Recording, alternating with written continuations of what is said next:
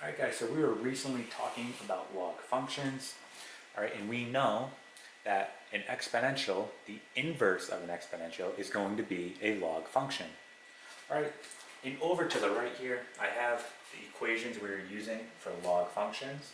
Okay, here is the log written as its exponential, and here it is written as a log function. Okay, so we're going to go ahead and take the inverse of this exponential. In order to do that, we need to replace the y with x and the x with y. So let's go ahead and do that. So we're going to replace this with x, and we're going to replace this with y. Okay? So this is the inverse of this exponential. However, we don't want to leave it in this form. Okay? Remember, we just took the inverse of an exponential, so this is now considered a log function. Alright, and we're in the exponential form of a log function. We want to put it into its actual log form. So using this, okay, we can use this as a guide to put it into its log form. Let's go ahead and do that. We're going to write log here. Well, my base, which is going to be 6, right? And then this just becomes x, and this equals y. Alright?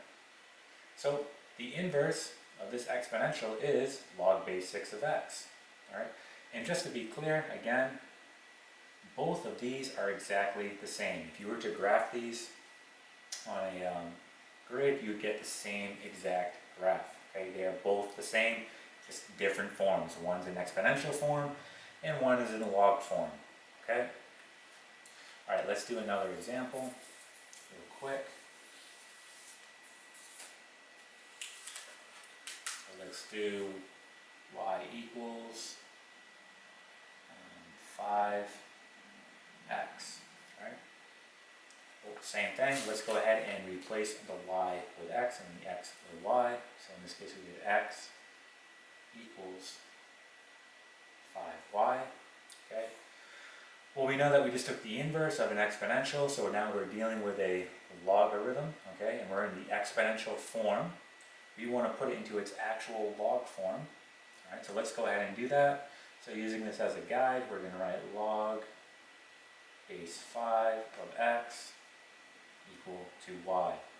And again, these are exactly the same, just written in different forms. Okay? And that is it. So that is writing the inverse of exponentials. Alright, the next video we'll be dealing with multi-step, which is a little bit different.